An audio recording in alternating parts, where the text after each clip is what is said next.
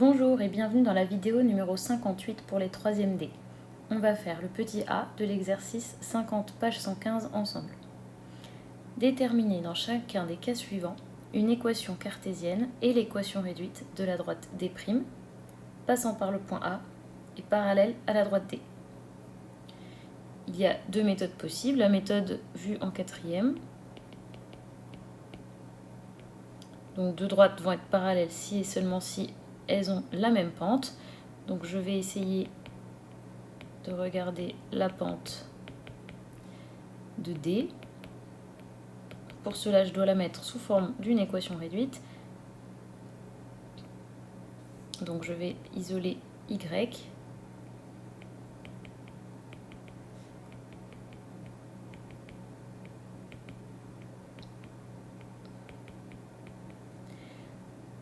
Alors, mon D parallèle à D',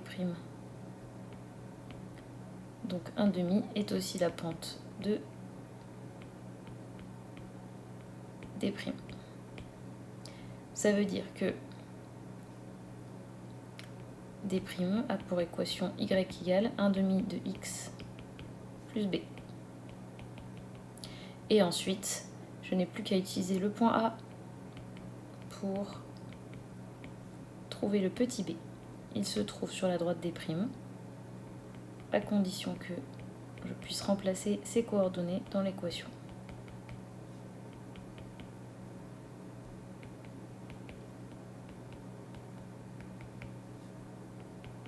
Et on va avoir moins 3, moins 1/2, qui est égal à b.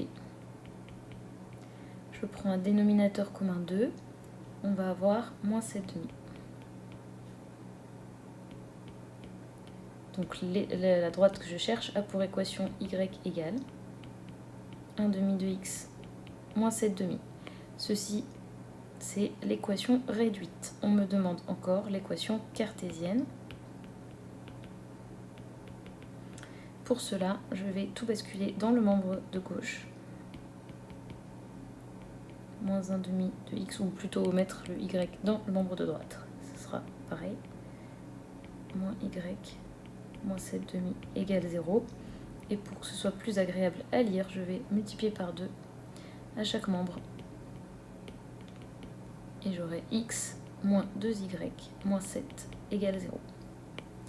Ceci est une équation cartésienne.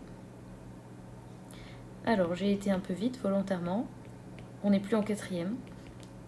Ce serait bien de trouver cette équation avec la méthode vue en théorie, donc en utilisant des vecteurs. Donc vous devrez faire encore, après cette vidéo, le petit b, petit c et petit d. Je vous demande d'utiliser uniquement la méthode 2. Alors, la droite que je cherche est parallèle à une droite D. Je vous fais juste un petit dessin. Et passe par A. Donc, ma droite D',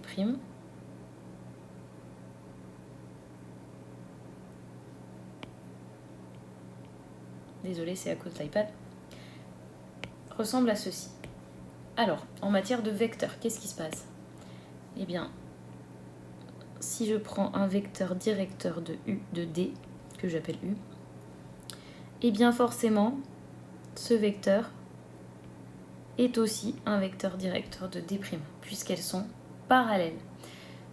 Les vecteurs directeurs sont donc collinaires. Alors, on va écrire ça.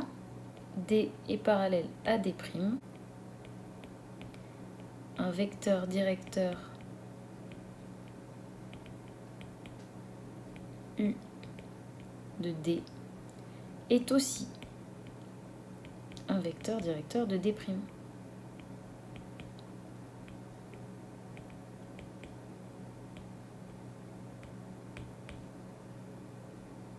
Or, donc, l'équation de la droite D, qu'est-ce que c'était? X moins 2y plus 1 égale 0. Et vous savez qu'un vecteur directeur est donné par bêta moins alpha, c'est-à-dire, donc, bêta c'est celui-là, et alpha c'est lui. Donc, bêta, moins 2 et moins alpha, c'est moins 1.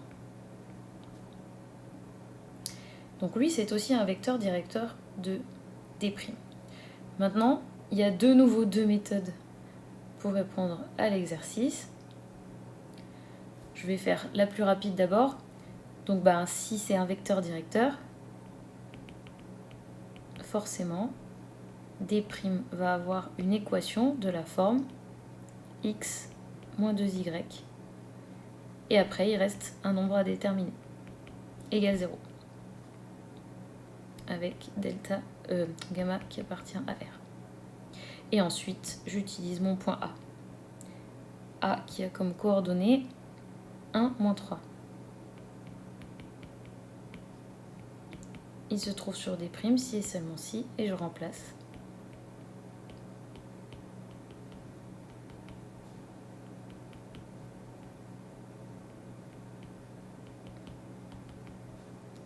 Et on aura gamma égale moins 7. Ce qui nous donne comme conclusion que D' a pour équation cartésienne x moins 2y moins 7 égale 0. Je donnerai l'équation réduite après, en même temps que l'autre méthode. Donc ça, c'est une possibilité. Et sinon, donc il y a la méthode de la théorie. Donc maintenant, je peux dire M appartient à D', si et seulement si AM et U sont collinéaires. C'est-à-dire si le déterminant de ces deux vecteurs vaut 0. On calcule le déterminant. Alors, les coordonnées de A, c'est 1, moins 3. Et U, on l'a déjà défini, c'est moins 2, moins 1.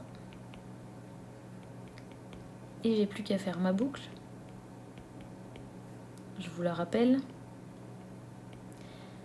Donc, x moins 1 fois moins 1, moins 2 fois y plus 3 égale 0. Moins x plus 1 plus 2y plus 6 égale 0. Et on a moins x plus 2y plus 7 égale 0. Est-ce qu'il s'agit de la même équation?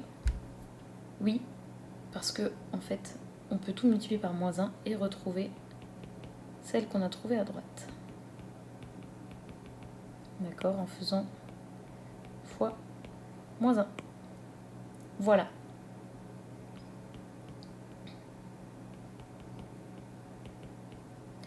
Et on a l'équation cartésienne. Je vais ici directement pour les deux méthodes écrire l'équation réduite. Donc je vais isoler y, x moins 7 égale 2y. Et donc D a pour équation y égale 1 demi de x moins 7 demi. Est-ce que c'est bien ce qu'on avait trouvé précédemment? Oui. Donc finalement, il y a 3 méthodes en tout. Alors vous m'aviez demandé pourquoi on ne fait pas toujours ça. Mais en fait, il y a tellement de profs qui utilisent directement cette méthode que on se doit de l'écrire pour que vous compreniez si jamais vous avez un prof qui utilise ça. Et également dans le livre, c'est ce qui est utilisé. Mais évidemment, je trouve que ceci va plus vite. Donc vous faites comme vous voulez, sauf si la méthode est imposée. Voilà, donc vous êtes invités à faire B, C et D tout seul. Et je posterai les réponses finales. Prenez donc la méthode 2 en tout cas.